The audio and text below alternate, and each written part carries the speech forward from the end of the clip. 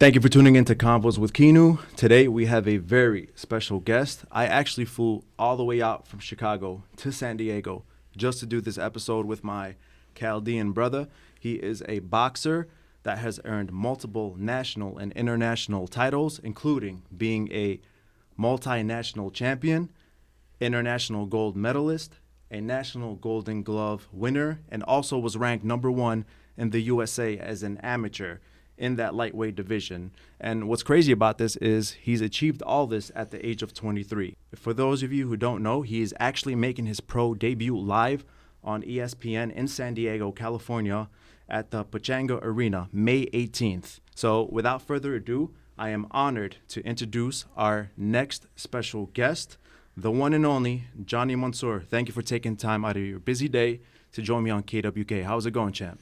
It's going great, man. Just been working very hard and getting ready to fight on May 18th. You know, it's going to be my pro debut. It's going to be a great one.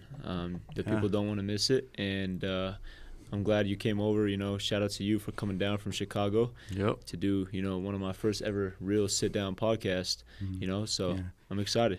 That's very interesting, actually. Can you tell us a little about your background, you know, where your parents are from? Absolutely. So my parents come from northern Iraq. They were born in a village of Alqash, and you know, my family moved out here in 1991. My dad came by himself, you know, and it's crazy, you know, telling his story. My dad came down here, didn't even know how to speak English, you know, was just speaking Chaldean, and look at how far we've come, man. I'm the first generation to be born out here.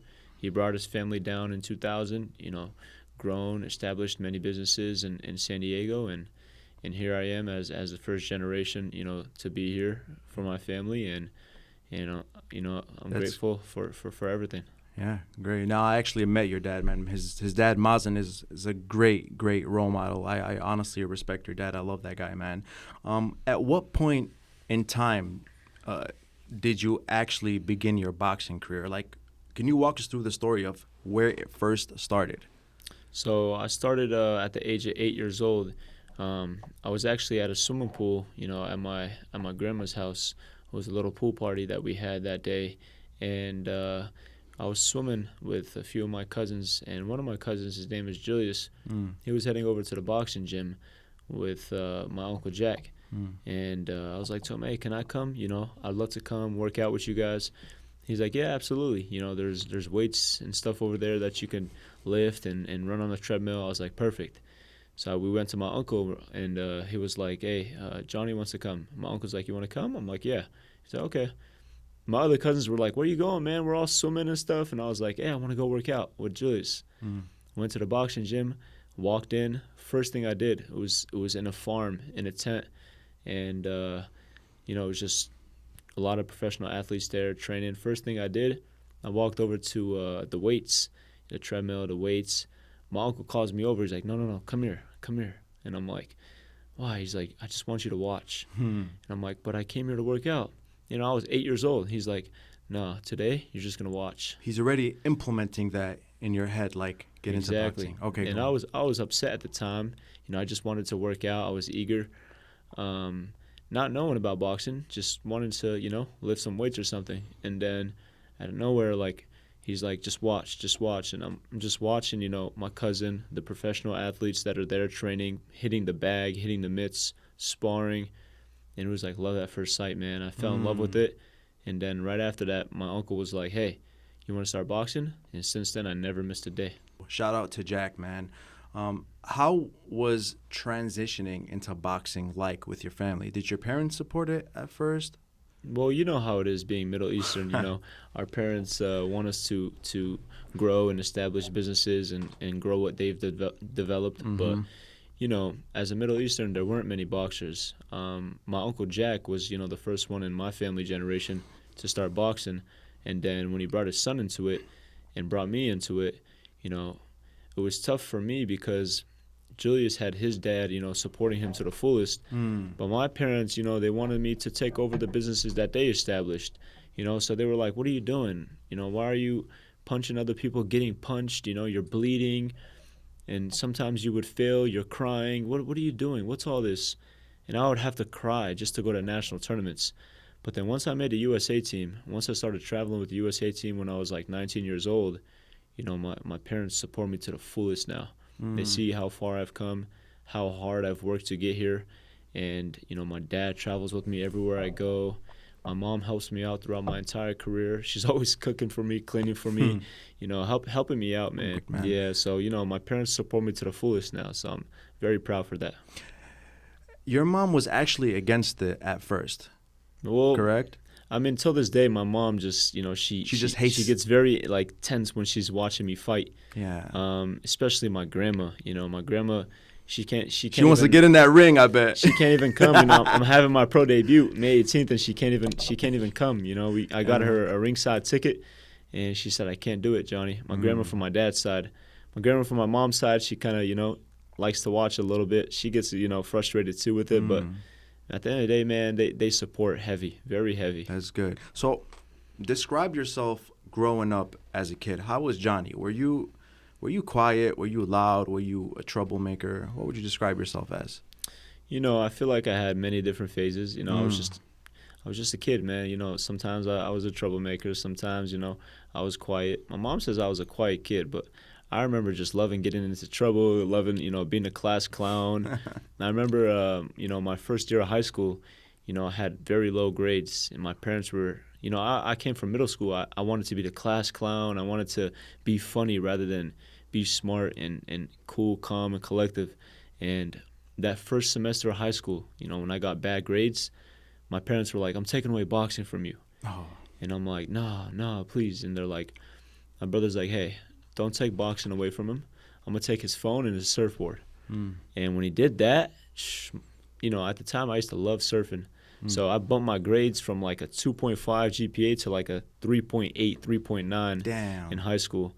So, that's how much passion you had for boxing. Oh, super, man. I loved, when I was little, I loved it, man. I didn't want him to take it away from me, so I bumped my grades up, and that's when my life, turned around, and I took it much more serious. And then that's when they also were like, man, he takes boxing seriously. We have to support him. They're like, if he turned his grade around that much, we have to support this kid too, right? Oh, absolutely. 100%. Absolutely. So we are both Suraya. We speak the language of Christ, which many people don't know. We have the same ancient Assyrian, Babylonian, Chaldean ancestry. And I wanted to ask you, do you ever plan on visiting the motherland to see where your great-great-great-grandfathers were from? Absolutely. My dad comes from, like I say, they were born in northern Iraq, comes from the village Al-Qush, and, I've always dreamed to go there, man. I really, really want to visit Al-Qush someday, and even, other villages and other areas in Iraq. I would love to go and see, where my parents came from, how they grew up, and what the life is like out there, And as I continue to grow in my career, my goal is to build some, facilities, some training facilities in Iraq, just to bring up the younger generation, into sports, into boxing, and, just build some faith out there. So are you fluent in Surat, the language of Christ? Do you speak to your parents? Absolutely, man. Yeah, nice. إيمن ونوزورة كيمر بابي إيمن ود بيثا محكي سورة إيمن ود go school محكي إنجليزي. Absolutely. Nice. Are you active in the Chaldean Suraya community? Do you go to like conventions, picnics, and stuff like that? I do. There's always a lot of events, amongst us Chaldeans. The church hosts a lot of, things. Other people host a lot of things. We have like four or five Chaldean churches in San Diego. We're a total population of like 50,000 or more. So wow, we're very deep out here in San Diego. We're actually going to the Chaldean church after this episode. But absolutely, yeah, St. Peter Church. St. Peter Church, shout out. I gotta take Sharo over there. He's from Chicago, so I'm a Chicagoan. So we're gonna visit St. Peter Church after this podcast. Let's do it, baby. Absolutely. So I'm involved in a lot of the sports. They have Chaldean basketball tournaments, Chaldean Chaldean football tournaments, Chaldean volleyball games. So there's a lot of sport things. There's a lot of retreats, and I always would go to the Chaldean bingo nights that we would have, Chaldean Christmas parties. I'd go to all those events, and we even have like some sharedas that they do out here too in San Diego. So I'm always attending, things like that. So Good for of course, you. man, I love to support, our people, what we do, and continue to carry it on, And so I don't know if you know this, bro, but like, and most people don't know this, but do you know that our ancient ancestors, actually invented boxing? Do you ever feel like, man, this shit is second nature to me? I mean, a lot of people would say, does it come natural? I like to say, it's crazy that our ancestors invented this sport.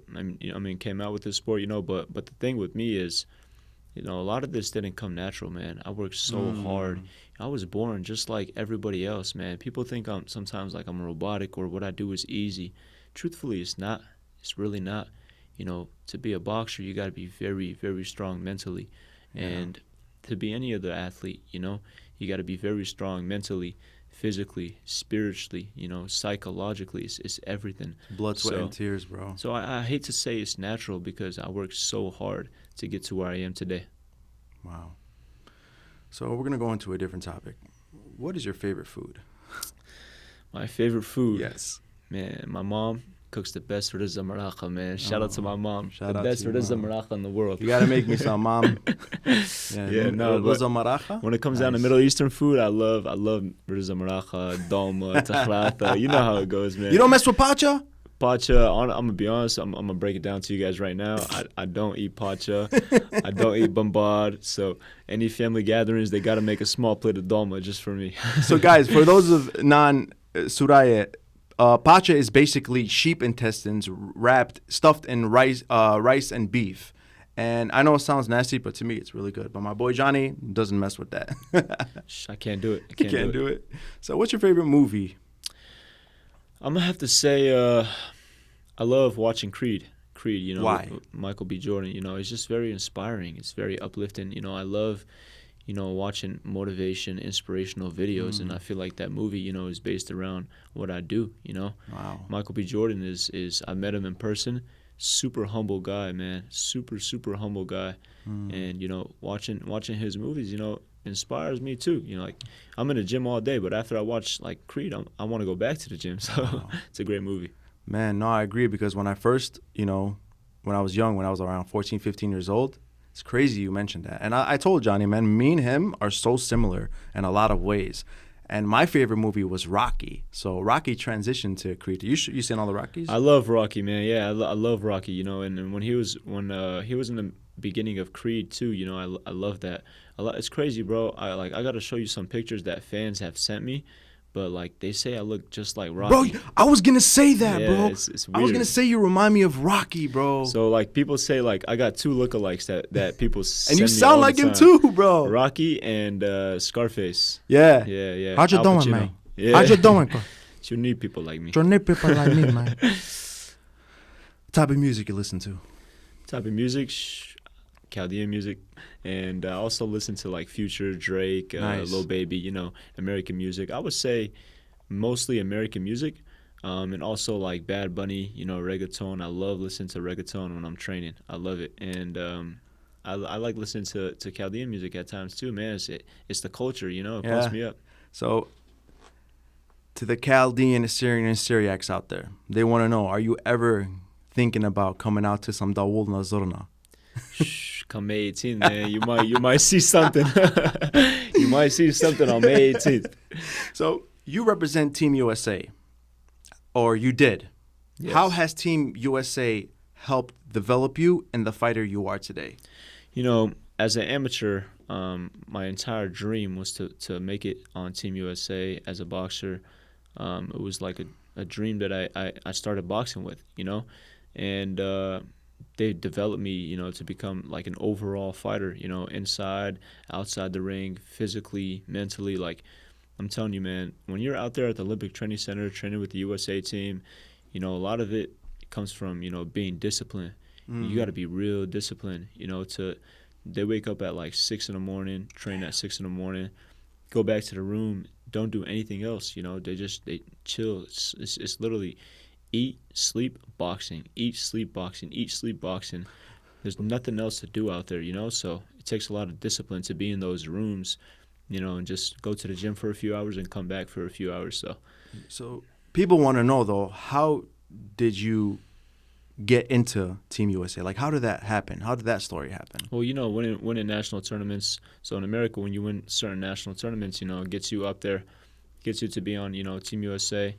And, when I, made the team as an Olympic alternate in 2020, I believe, 2019, I was the Olympic alternate. And, I was training with the best all around the world, the England team, the Canada team, Great Britain team, many different countries, Ireland would fly into our training camps and, we just all practice together and just make each other better. And then you got recognized from then.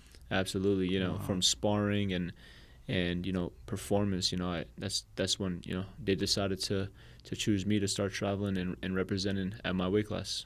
Wow. So the first time you got into the ring, which I believe was August 2014? Yes, sir. What was that feeling like the first time as an amateur getting into that ring? You're 14 years old, correct?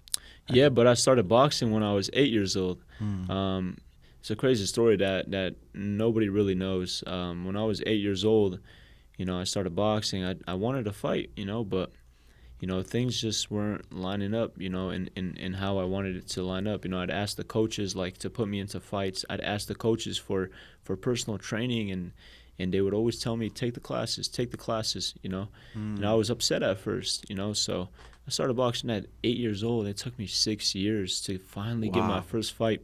And within those 6 years, I was just a young kid moving gyms until I finally found a personal trainer to take me serious. So once I had my first fight at 14, I actually dropped the dude. So that's how eager I was, Damn, that's crazy. So what gives you the confidence to get into that ring, bro? It's all about having a clear mind. Got it. Having a clear mind is key, and preparation. Like Muhammad Ali always said, the fight is long won or lost way before the fight even happens. So preparation. When you mentally prepared, physically prepared, you surround yourself with the right people. I like to have 6 to 8 week training camps. So for those 6 to 8 weeks, man, my mind is focused on nothing but one thing. So when it comes to stepping inside the ring, I remember everything that I did, every blood, sweat, and tear, that I dropped, getting ready for what, I'm stepping into. Wow. So preparation helps. Are you ever nervous? Sorry. I would say I don't like that word, man. Like a lot of people, ask me that all the time. Are you nervous? Why are you nervous? But I believe like nervous is just it's because you care for something. You're focused. You know what I mean? Damn. So you're supposed to be nervous. If you truly care for what you're doing, you should be nervous. But use that energy, to just stay focused. Damn. Use that energy to know, this is what I got to do when I step inside that ring. Damn, that's deep. I like that, bro. I like that mentality. I have a little story to tell you. Yeah. When I was on the National Golden Glove team for California, every state has their own team. So I won the state championships last year. I made the California team, and then I traveled to a different state. And, one of the athletes, was looking at me before a fight. And all the athletes were just moving around, standing around. And one of the athletes looked at me and said, "Bro, you look nervous. Why are you nervous, man? I thought you had so much experience. You look nervous, man. What's up with you?" I'm like, looked at him with a straight face, right before the fight. My mentality is different. Looked at him and said, "I'm not nervous." I said, "I'm focused. It's part of the game."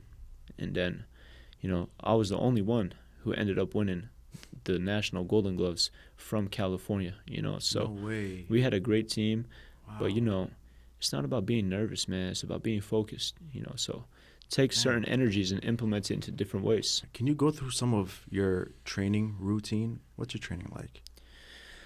I got a great team behind me. I got my strength and conditioning coach, and I got 2 boxing coaches, and I got my uncle, managing around everything. My boy Jack. Yes, sir. So my training programs consist of 3-4 workouts a day. I wake up at 5 in the morning, work with my strength and conditioning coach, Coach Tez, and then I go home, eat, relax for an hour or two, and then I go back to the gym, work out with my two head coaches, Coach Robert and Coach Berlin, and we train for a couple hours. I'm in the gym we train for like 2.5 hours, but I stay in the gym for another hour and a half myself, doing sit-ups, push-ups, back workouts, neck workouts, so I leave, I go eat my lunch, and then chill for an hour or two, and then I go to the swimming pool, I swim, do a lot of swim workouts with Coach Robert, and then, I go back home and relax for a little bit, and I'll go for a jog at nighttime,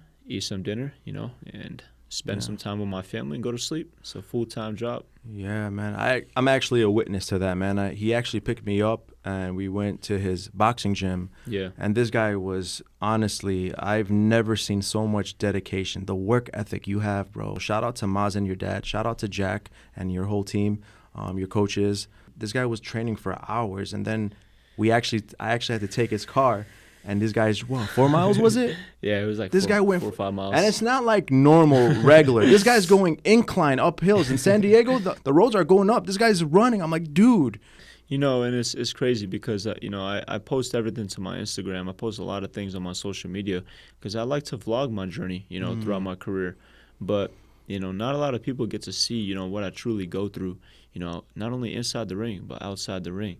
It's a full-time job, man. It doesn't, like, overnight success, there's no such thing. It comes from 10 years, 15 years of hard work. Yeah. So how many days a week do you train? I'm going to say 7 days a week. You know why I'm going to say 7 days a week? Because Monday through Saturday, I have, real physical workouts 3-4 times a day.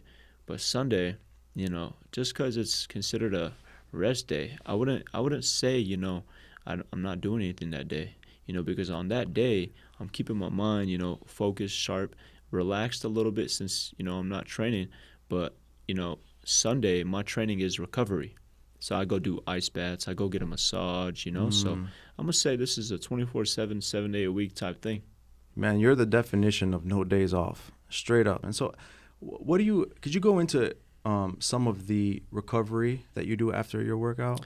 Yeah, absolutely. So I would say I do a lot of ice baths. I step into the ice bath for 10, 15 minutes. What's the degrees like in that? Like 43 degrees. Damn. Yeah, so I definitely take a lot of ice baths. I have a massage therapist comes to the house, in between my training workouts, comes to my house and, stretches me out. Damn, what's up? Could I get one? Yeah, man, of course. I got you, bro. Right after this podcast, we'll go to church and we'll get some massages. Yeah, sorry, go on. So, yeah, and then I also, do some cupping, do some acupuncture. There's a lot of things that I incorporate. I invest a lot into my body. Yeah, good shit, bro. So when you're constantly not training, what do you enjoy doing on your free time? Like, what's your hobbies? I like kicking it with the boys, going out to restaurants, nice dinners, and just I like cool, calm energies, man. Like I like to just get my mind off boxing sometimes for like, an hour or two, throughout the day, just go chill at the beach or go hang out with some of the guys at the house or like I said, go to like nice restaurants, It's good sometimes to take that, 1 hour, 2 hour mental break, throughout your days and just, go enjoy life a little bit. So who is your favorite boxer from the past and why? I'm going to say favorite boxer from the past. I'm going to say I really like, Amir Khan and Prince Naseem Hamed. And why? Because they were country heroes, man. Damn. They were Middle Eastern superstars. And Amir Khan, he's from Great Britain, but has a very big following in the Middle East. But not only what they did inside the ring, I like watching Amir Khan's style.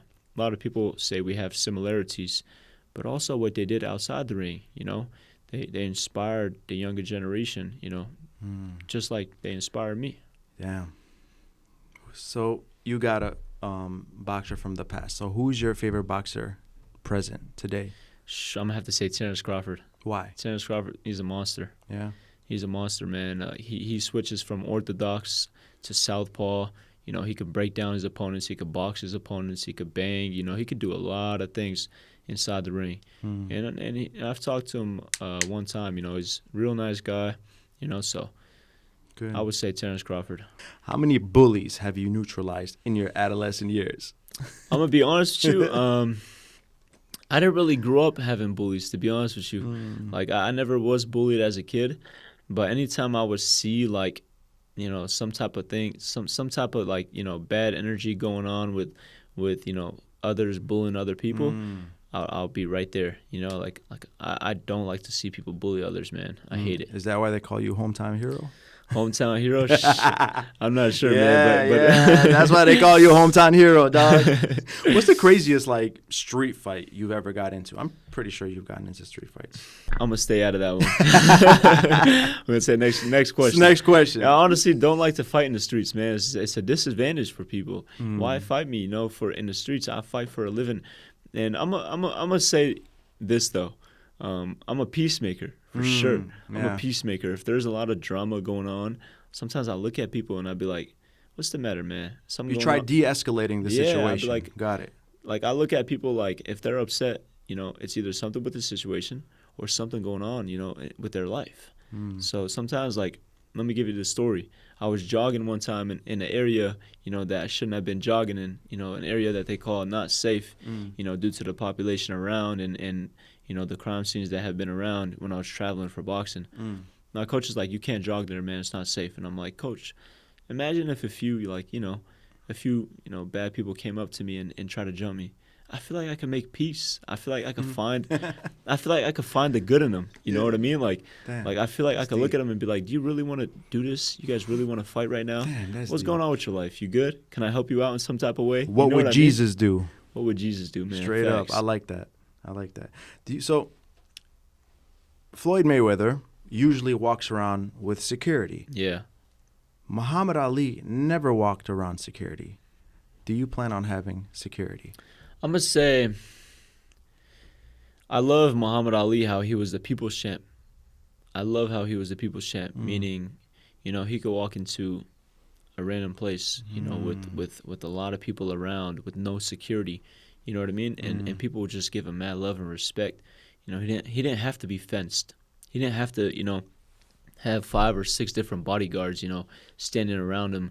So I would say if I were to choose between, the difference with Muhammad Ali and Floyd Mayweather is like, yeah, they're both very, of course, they were both very famous. And Muhammad Ali, didn't have much security around him. Floyd always got big bodyguards around him, a whole team around him.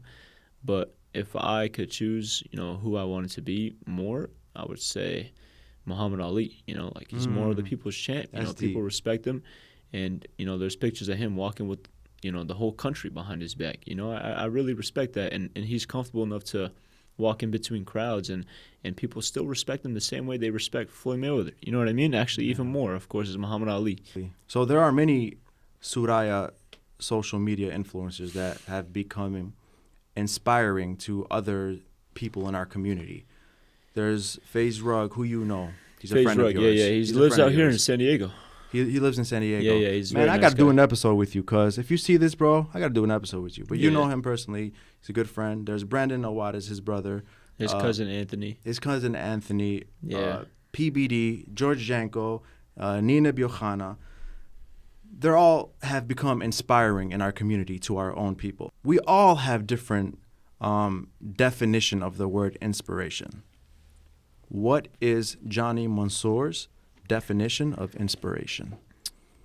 Being a good person, being a good person, doing good things for the community, not being selfish in life, realizing that there's enough for everybody in this world, and just going after what you want to accomplish, and just staying in your lane in life, man. Like a lot of people, they see something that somebody has and they go after it. Why? There's another one. You know what I mean? Like there's so much for everybody, So to me, my biggest thing with inspiration is, I would say, being a great person. You know what I mean? Like I said, So, what mentality do you possess that differentiates you from the next man? Why are you different than another guy? I would say, there's 3 things. There's 3 key factors that I've always, kept in my life. One is discipline, one is, dedication, and one is working hard. Like I said, I was born just like everybody else. I'm not robotic, I'm human, but just temptations, man. Temptations in life, carry people away. So throughout my career, I've seen thousands and thousands of boxers walk into the boxing gym, and they try to compete with me so hard to the point where they burn themselves out. You know what I mean? Like it's kind of like they're trying to accomplish everything I've accomplished in 15 years of boxing in 1 week. So that, to me, that's inspiring. It's a marathon, not a sprint. Yeah. So there's times where people come, they join my, our boxing gym at Bomber Squad, and they don't stick around for long. I'll see them in the gym for more than me, 5, 6, 7 hours in the gym. I'm like, dang, I came here at 6 a.m. and came back at 11 o'clock, and this dude's still here. And you know what I say to myself? Let's see how long he can last. That's the biggest thing, man. Seeing how long people can last. Going to the distance. It's a marathon, not a sprint. Now, if you could be in the gym for 7 hours, cool. But if you could do that for weeks and weeks and days and years and your whole life, then that's when I start to respect, what people do. But when they come in and they beat me in one run, and then once I catch up to them the next lap, they go from being first to last, doesn't make sense to me. Doesn't make sense. Like I'm gonna say this. When we like do some like runs with the team, new people, they come out of nowhere, they're first place, right? But once I pass them, once I catch them towards the end and I pass them, they go from being first to not second, not third, last. You know why? Because to them, in their minds, it's either they're first or they're last. You can't be like that, man. Just stay in your own lane, work hard, and if somebody passes you, don't give up. Don't give up. You could catch them right back. Motivates. And if you're gonna be second, you gotta sit back. Sit back and take that and acknowledge that and work hard to take that first spot. Yeah. Hey guys, do not go anywhere. I hope you guys are enjoying the episode. This episode is sponsored by none other than Injury Rights by Tony Galarakis. So if you know anyone that has been in a fatal car accident, Tony Galarakis at Injury Rights has offices established in states like Illinois, New York, and Arizona. Injury Rights takes every case as if it's its last case, fighting diligently and passionately for every client that comes their way. So with that being said, I'll let the man speak for himself. We focus on what we do best, car and truck accidents. We're very selective with the cases we take on. We understand and approach every case as if it's the only case in the office. We spend so much time on a given file that we relate to that particular client. The ultimate goal is to make the client whole, is to put that client in the same position as they were prior to the accident ever happening.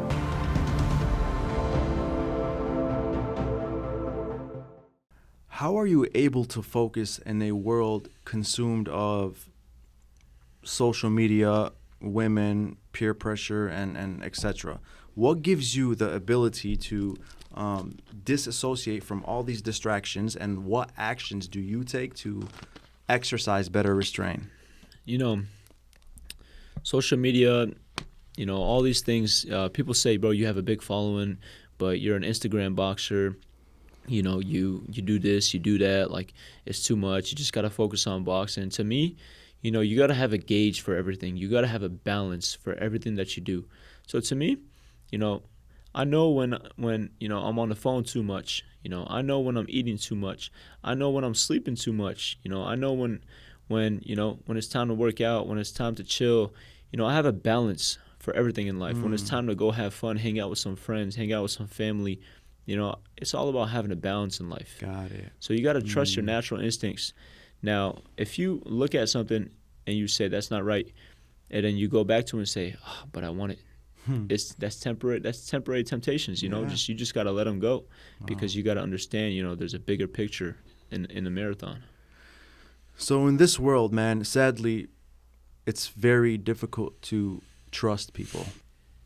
Are you cautious of who you allow in your circle, and how are you able to recognize who has your best interest at heart?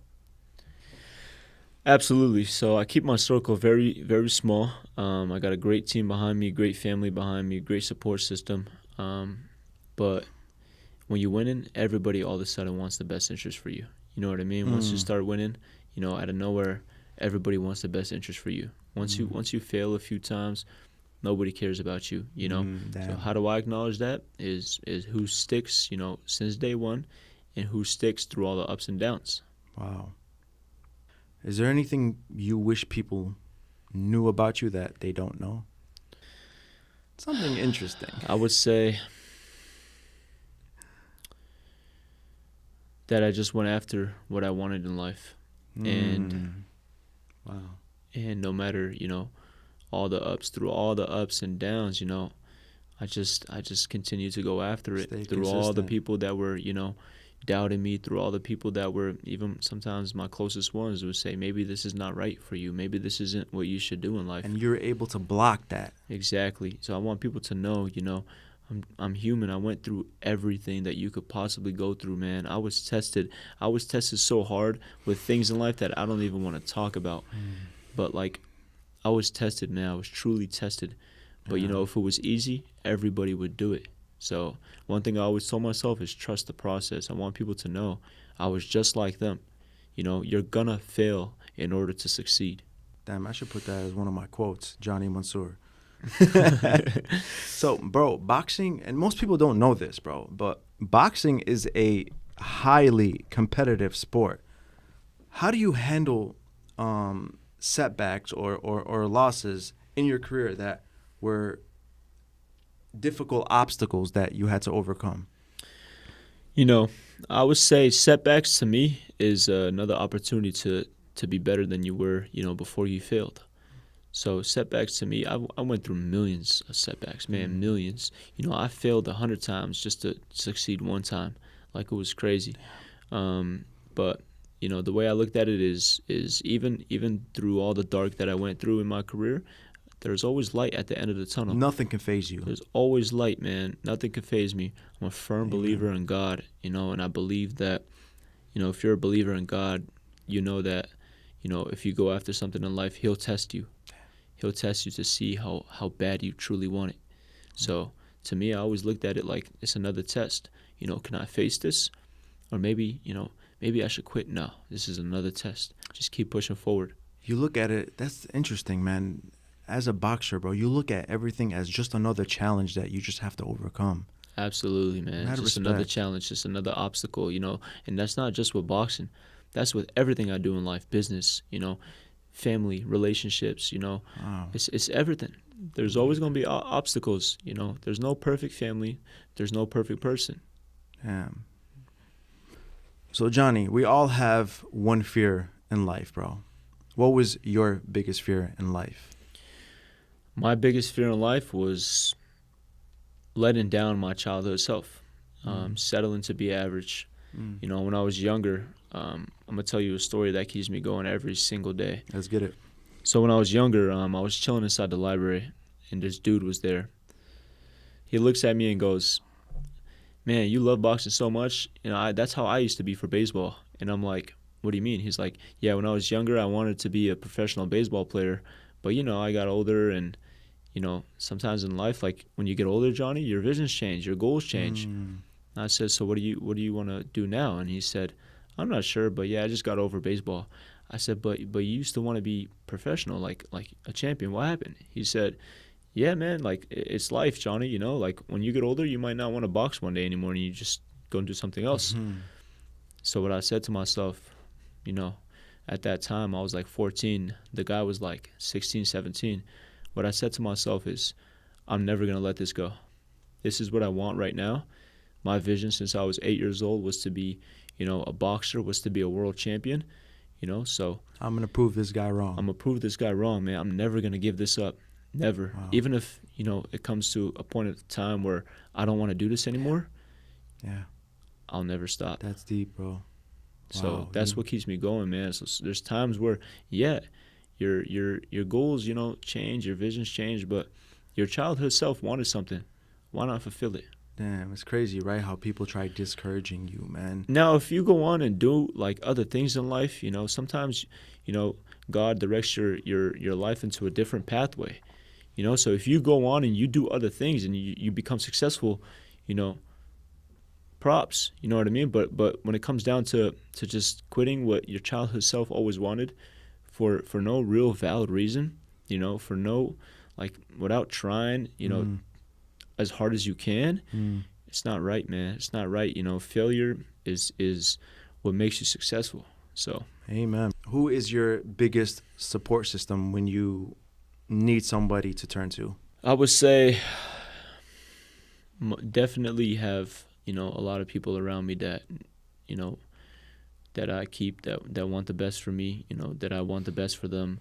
So I would say my coaches, or I would say my Uncle Jack, or I would say my mom and dad, my brothers too.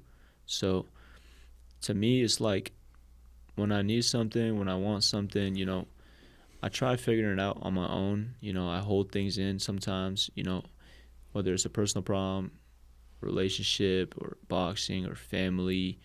I try to keep things to myself, but when I have to turn to somebody, I'm thankful that, I surround myself with the right people that would be there, to help me out.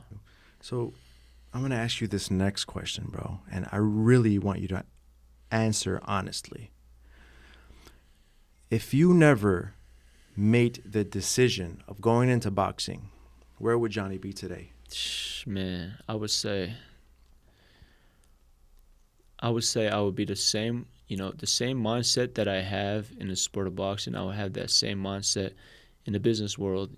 Boxing is a business itself, but I'm talking about, my family, Middle Easterns, they own a lot of gas stations, smoke shops, many different businesses. I would be, in that same route. Yeah. And nothing against that route, as long as you're successful, you're expanding in life, I would be very business dominant, more rather than, athlete, more business.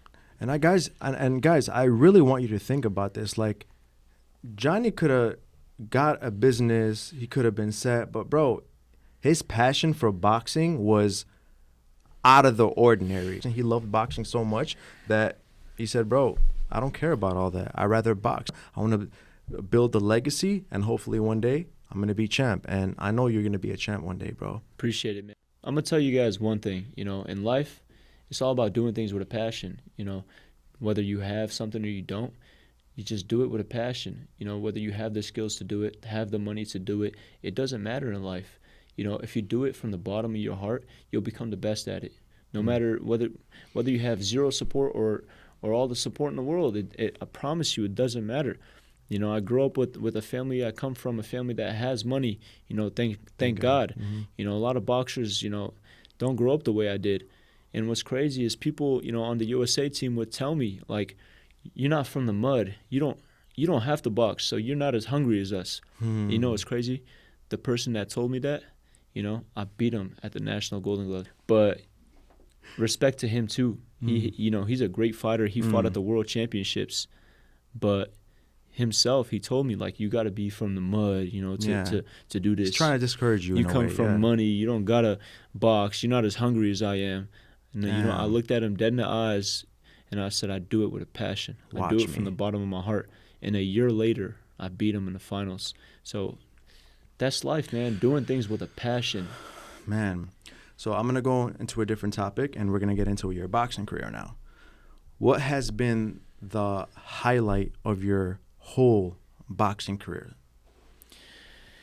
The highlight to my whole career, I would say there's a lot, man. There's definitely a lot of great moments that, that came within my career. But I would say being on the USA team, traveling with the USA team, going to Serbia, the World Championships, experiencing all that, going to Ecuador, the Continentals, fighting, the Olympic bronze medalist.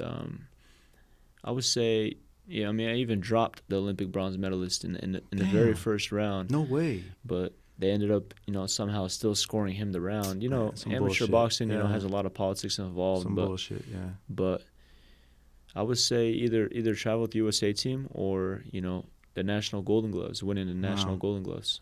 Wow. Can you describe one of the most memorable fights that has brought you so much joy? I would say, You have many, I know, but just give me one. I'm gonna say this. Look, I'm gonna say this. You're saying very excited and happy. You know, everybody loves to win. I love to win too, but I'm only happy for that day. The next day, it's like, what's next, man? Like, I'm always focused on what's next. You know, I'm never able to settle. You know, no matter how far I come, how much I accomplish, you know, it's always like, dang, this is what I wanted. Like, what's next?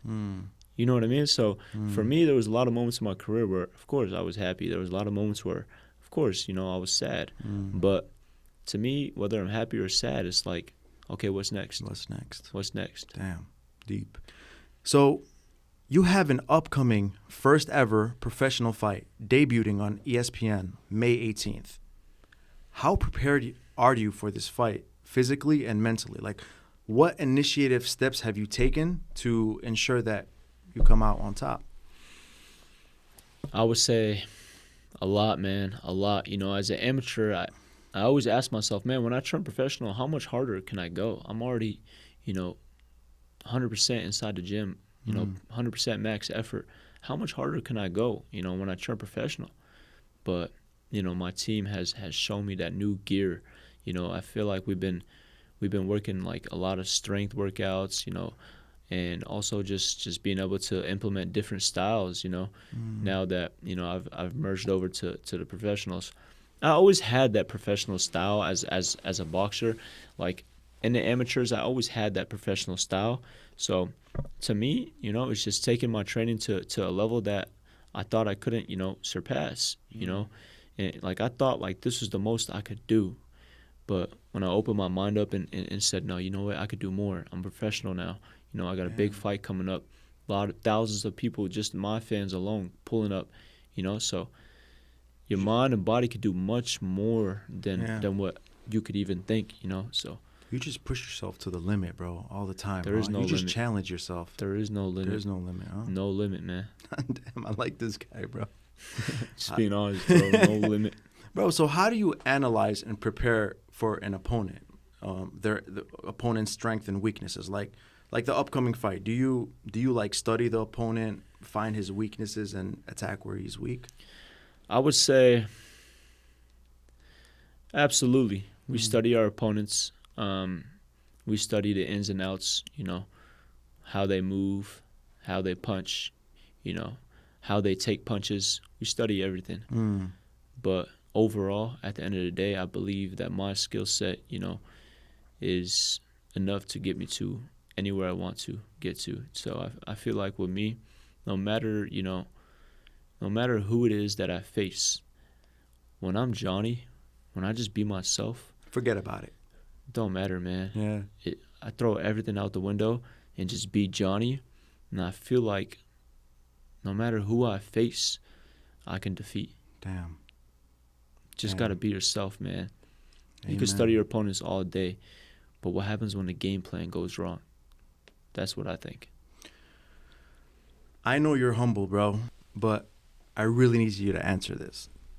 How do you envision this fight will end? Come on, you got it. How do you envision it? A lot of people are asking me, are you gonna knock this guy out? What's gonna happen? Come May 18th, man. Come May 18th. Okay. It's gonna be a magic show.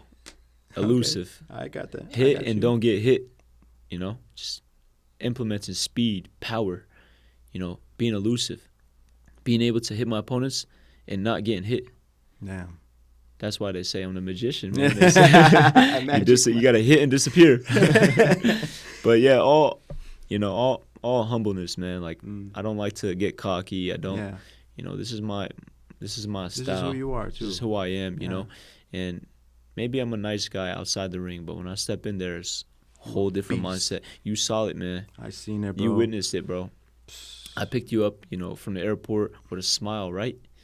But then when you came to my gym and you watched me spar. Totally different Jonny, y'all. I actually And I'm watched sorry that, you know, I didn't really smile, look at you like before I stepped into the ring. Bro, you're in the I zone. didn't really like. Hey, you in the zone. I respect that you know you understand, like, bro.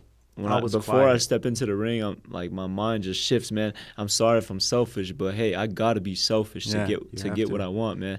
Like my coach always gives me, you know, a Gatorade and water example. They tell me if you're the fighter stepping inside that ring, you know. So Coach Berlin told me, if I tell you drink water, but you want Gatorade, tell me, no, coach, go give me the damn Gatorade. Go give me the Gatorade. Yeah. Because he told me, whatever makes you, you know, at your best, whatever puts you in your comfort zone. So Kobe always said it, be selfish. Be selfish. You have to be selfish. You have to. Now, outside the ring, after the fights, it's all fun and games, laughing, you know, enjoying life. But before I step into the ring, man, if I got to be selfish, if you step in my way, I'm going to push you out the way, man. That's just how it has to be. Bro, I've witnessed this the first day he picked me up and he was training, bro. Like, tell him what happened. Just don't drop names. I'm not going to drop names. I don't even know, dude. But, like, I'm watching Johnny, you know what I'm saying? And Johnny's going ham. He's dominating, bro. He's playing. He's playing with dude, bro. And wasn't this dude, like, more He was experienced. weight than you? He was a good boxer. He was bigger, too. He was bigger. Yeah. And I swear to you guys, I am not exaggerating. God strike me dead if I'm lying. I blinked. You guys know how fast the blink is. I blinked, and all of a sudden I see this kid on the floor. Like, that's how fast Johnny was knocking his kid out, bro. And it was kind of scary, but, bro, like, you got to do what you got to do, bro. And that ring, you told me, kill or get killed. You know what I'm saying? Kill or be killed, man. Kill Absolutely. or be killed. Kill or be killed, you know. I asked him, hey, man, like, what shot did I drop him with? I want to know so I could continue to perfect it. He said, Johnny, I blinked, bro. And I blinked. He was on the ground. I said, come on, man. I cannot blink. Bro, that's how fast. And I blink fast, bro. I blink fast as shit. Fast. I'm from Chicago. We everywhere, bro. But I blink fast as shit, bro. And dude was down, bro. It's just crazy how fast you are, man. Bro, I want to know what shot I put him down with, man. I want to know, too, My bro. camera stopped recording, and I would never post any of that. Yeah, I would never post, you know, unless it's a fight. If it's a fight, I'll post it. But if it's sparring, you know, I respect all my sparring partners. I respect my coaches, my team. You know, I would never post all that. It happens, man. Boxing is a very, very scary sport. It's a very, very scary sport, you know, and you can't play boxing. You truthfully can't.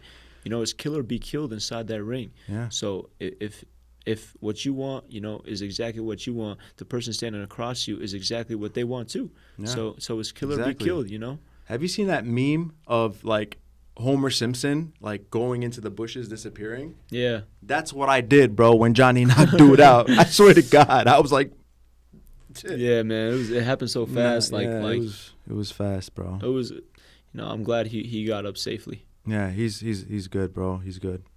I wanted to give him a hug, bro. I felt bad. Do you ever have certain strategies you use in order to destabilize your opponent? I'm going to say this. You know, a lot of my opponents, you know, there's times where they look at me and tell me, like, say things to me or smile at me or look at me a certain type of way. You know, with me, I save my energy for the fight, you know.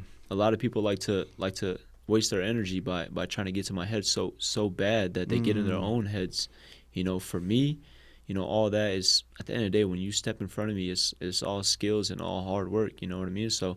But how do you deal with people that talk shit to you before the fight? Like, do you quiet the whole time? Yeah, I stay quiet. I might say a few words here and there because I'm competitive. You know, I'm very competitive. But for real though, like I've fought. Let me tell you this story. Go ahead, baby. One time, I was like 16 years old. I was fighting for the Southern California Championships at the time, and the dude looked at me and he was like trying to intimidate me, and then he tried to be my friend and try to talk to me. You know, be my friend and try to talk to me before the fight. He looked at me and said a few words. I looked at him. I said, "Look معك إنجليزي." He said, "Huh?" I said, "Look معك إنجليزي." I pretended like I didn't speak English, bro. And then after the fight, that means in Surit, in our language, it means I don't understand. Yeah, I don't speak English. I don't speak English. Yeah. So I looked at him. I said, "Look معك إنجليزي," and he goes. Like he was shocked, you know. Like he thought I feel like he's seen me through social media and stuff. You f***ed him up there though. He didn't know, so I just said I don't speak English in my language, and he was like, okay. So before the fight, you know, he was still staring at me and stuff like that. After the fight, after I beat him, you know, I beat him in front of his whole family. He came up to me. He was like, "Damn, man, good fight, man. And he thought I didn't speak English, so and I looked at him like, bro, go work, man. I gave him a few words of advice, and he looked at me shocked, and I was like, like when I walked out the ring, I was like, why was he so shocked? And I realized I told him I don't speak English before the fight. That's actually funny, bro. Can you tell us about any significant mentors or trainers who have influenced you in your boxing career? Man, I grew up like just sticking around my coaches, man. Like for real, the words that they say inside the gym really inspire and affect me. You know, like I carry it over outside to the gym too. So I would say my coach Berlin, Coach Tez, and Coach Robert, you know, them three coaches, everything they really tell me, you know, really affects me, not only inside the gym, but outside the gym. A lot of people, you know, they step into the gym and, you know, oh, I want to work hard. I want to do this. I'm going to start eating healthy. But then they go home and everything's out the window. You know, playing Call of Duty. They're playing Call of Duty. They're playing Thali.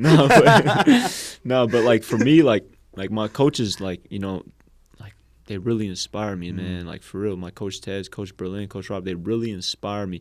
And my Uncle Jack too always keeps my mind sharp, man. I like Jack. Uncle Jack always keeps my mind sharp, man. Like no matter what, bro, no matter what. Even I come out after a win, he looks at me and says, I wasn't satisfied. Damn. After, you know, I feel like after I've dropped the dude before, I come out and he looks at me and says, I wasn't satisfied. Uncle Jack, what do you mean? I wasn't satisfied. I want to see more. You got to do this. You got to do that. Damn. You know what? You're upset? Run to my house. We're leaving the gym. He's like, run to my house. His house is like 7 miles away, uphill. Oh, my God. So my Uncle Jack keeps me sharp too, man. Man, Jack, I really, really respect you. I love how you're keeping this kid up, And I'm going to bro. say this too. My brothers do too. They used to, you know, beat me up when I was younger. It's a different ball game now, man. My older brothers, you know, always look out for me. Yeah. My parents always look out for me. So, you know, like I said, I surround myself with a great team. My cousin Julius, we keep each other sharp, man. Man, I would love to meet Julius, actually, bro. He's in Colorado right now, right? Yeah, he's in Colorado right now. Me and Julius keep each other sharp, man. Like, for real, like if he gets a 6-minute mile time, 5-minute mile time, I'm going to try to beat it. If I get a great time on this, or if I throw 100 punches, he's going to try to beat it. Like, so you're pushing each other. inside the gym is nonstop competition between me and him. Got it. Like, we love to compete against each other. Why? Because we're the top two. So we're the top two in out here. So if we compete with each other, you know, it's just going to make each other a lot better. Yeah. You know what I mean? So I would never quit boxing because I know Julius is still boxing. He would Damn. never let go of the sport because he knows I'm still doing it. Like, we were the only cousins on Team USA, and we just push each other to become Are you really? as great as. Yeah, we were the only ones. Damn. You search it up. It was an article that they did. They were the only cousins on like Team USA boxing, and it was cool, man. yeah. We're roommates too. What is your preferred boxing style and techniques? Hit and not get hit, man. I love to box. I love to move, but I've actually, like, as you witnessed, you know, when my last sparring, you know, people think I can only box. A lot of people know me for my footwork, but little do they know, like, lately, all we've been working for the past year and a half is the inside game. You know, you saw when I hurt my sparring partner, like, you know, and I hate to say that. I hate to hurt my sparring partners, but when I caught him with a hard shot, that was on the inside. You know, I was working on the inside. I was catching, boom, caught him with a shot. Yeah. So I would say We don't know which shot, but it was a shot. We don't know which shot, man. Because Cheryl blinked, man. I blinked. Bro, have you watched the movie The 5 Deadly Venom? It was a movie published, I think, produced in 1978. I don't think so. So in this movie, the dying master wishes that his student basically master the 5 different styles of karate. So there is the centipede, which is basically defense and offense, you know, focusing on delivering lethal attacks. There's the snake, the style that uses venomous fangs and rattling tail. Then the lizard, then the toad. Like the 5 deadly venom, there are 4 styles of boxing, correct? There's the infighter, the outboxer, the slugger, and the boxer puncher? Yeah, that makes sense. Yeah, absolutely. Have you planned on mastering all 4? Absolutely, man. My coaches, you know, they make sure I'm sharp at every angle. They want me to be an all-around boxer. So one day we'll work on being the outside boxer. One day we'll work on Damn. being the inside boxer. Some days I'll work on being the slugger. And some days I'll be the boxer puncher, you know. So, absolutely. For the viewer that doesn't know, could you just tell us what the infighter is and what is it? Inside focused on? fighter, I would say, is like close range. Everything is close range. Your punches are, you know, closer. Like you're not fully extending. There's an inside game. There's a mid-range game where you're like right here. And there's an outside game where you keep them a little bit farther and you step in and punch and move. And then the slugger is the Slugger is the one who just, you know, likes to bang, likes to sit on the inside, take a shot, give a shot. And then the boxer puncher? The boxer puncher is, you know, punching and moving, you know, where you switch it up too. Like you're on the outside and then you come on the inside and you bang, you punch, and you move it and you box, you touch, you know. So in order to be one of the greatest boxers in the world, you have to master all the styles of boxing, and you're up for that challenge. Not only do you have to master, you know, all 4 styles, you could be the best in everything, but when to flip the switch, you got to make adjustments on the fly. You only have 30 seconds, 1 minute inside the corner, you know. So let's say your opponent beats you in the first round. What are you going to do in the second round? So you could have, you know, so many tools in your toolbox, but if you don't know how to use them, what's the point? Yeah. What do you prefer, speed or power? That's a great one. Speed or power? Mm-hmm. My boy Richard Torres, man, thinks power beats speed because he's a heavyweight boxer. But I'm going to say speed beats power. And you could drop it below in the comments and tell me what you think. But I'm going to tell you this, speed beats power, bro. I'm telling you. Yeah. Look at Ryan Garcia versus Devin Haney. Yeah. Actually, Devin Haney don't got no power. No respect to Devin Haney. Man, no Ryan respect to Garcia, Devin you Haney. seen that fight, Ryan Garcia? Bro, he strategized, though, bro. Mentally. Ryan.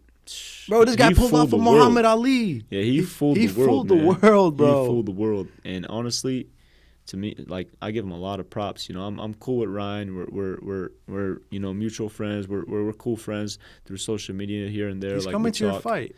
Yeah, isn't he said he's gonna pull up. You know, I'm cool with Ryan. He's a very nice guy. But he fooled the world, bro. I knew he was gonna do it too. But he fooled the world, man. Man, crazy. Talk about strategy, bro. Do you ever get discouraged after losing a fight? And what are the necessary steps you take to fix the mistakes? I hate to lose, man. I really hate to lose. So I always remember that feeling that I felt after that fight. And I just used that energy to make me better inside the gym. How important is it to you to master the art of defense and the art of attack so that you're never at a disadvantage? So I'm going to tell you something. There's an Assyrian boxer from Chicago. His name is Anwar Oshana in the 90s. He was the first Assyrian boxer who put our name on the map, and he was in the super middleweight division. Yeah. And this guy, I did an episode with him, and I asked him, what is the biggest regret in your life, in your boxing career? And he answered, if I could go back to that fight against Thomas Tate for the title shot, he would have made sure he worked 10 times on his defense because his defense is poor. But you, on the other hand, you make sure you exercise on defense and attack. You practice them perfectly so you're never at a disadvantage. Right. Damn. Absolutely, man. If you got great, you know, offense, what you gonna do when your opponent has great offense too? You know, you gotta have every tool, and not only have every tool, know when to use it. You know, like I said, you can have so many tools in your toolbox, but if you don't know how to use it and when to use it, it don't really matter, man. So for me, I believe that I have all the tools. I feel like, you know, I work so hard that I'm 10 years ahead with my skill set, you know, because I spend hours and hours and hours and hours inside the gym. You know, the amount of hours that I spend in a week, people probably spend in a month, you know. So to me, I have all the tools. So it's just all about using them, you know, at the right time, and that comes from experience. Last question, Jonny. Where do you see Jonny Mansour in the next 5 years? World champion. Damn. World champion, and I see it, bro. I'm going to keep it right there, man. I see it, bro. I see keep it right there for real, because I worked so hard to get to where I am today, but I'm not even satisfied. Damn. I want to be a world champion. I wanted to be the best in the country as an amateur, and I accomplished that. You know, I was #1 in the nation at 132 pounds. my next goal, turn professional now and just be a world champion. You know, I want to defeat anybody who steps in front of me and just be a world champion one day. You will get there, bro. Amen. Hopefully. With the grace of God, Absolutely. you're going to get there, bro. Through the strength of God, through the support that I have, the team that I have behind me, the family that I have behind me, you know, through all the relationships, you know, that I've developed in life, you know, I'm very faithful that God can guide me, you know, through this route. Amen, brother. Jonny, we're going to wrap it up, bro. Any last words? You like the podcast? What do you think I of love it? the podcast, man. Like, for real, this is the first time I ever wanted to sit down with somebody and, you know, answer some questions. And I just felt a good energy to do so with you, bro. For real. You ask a lot of great questions, man, and I see a bright future with what you're doing as well. You know, and I want to say I want everyone to subscribe to this man's podcast. Thank you, baby. He truthfully asked me the right questions. You know, you've picked my brain, man. Whoever watches this interview knows, you know, everything that I think about, you know, before a fight, after a fight, and just throughout my life in general, man. So you really asked the questions to really pick my brain. So everybody subscribe to this man's podcast. Thank you very much, bro. I really appreciate your time, man. We course, got to get to brother. the Chaldean 100%. Catholic Church after We this, gotta go, bro. man. You got to go. We got to but go to Mass ASAP. Make sure you guys, bro, subscribe to the YouTube channel, KonvosWithKinu. And Konvos is with a K, not C. KonvosWithKinu. I'm going to share the name below. And stay tuned for this next episode. Peace and love. Yes, sir.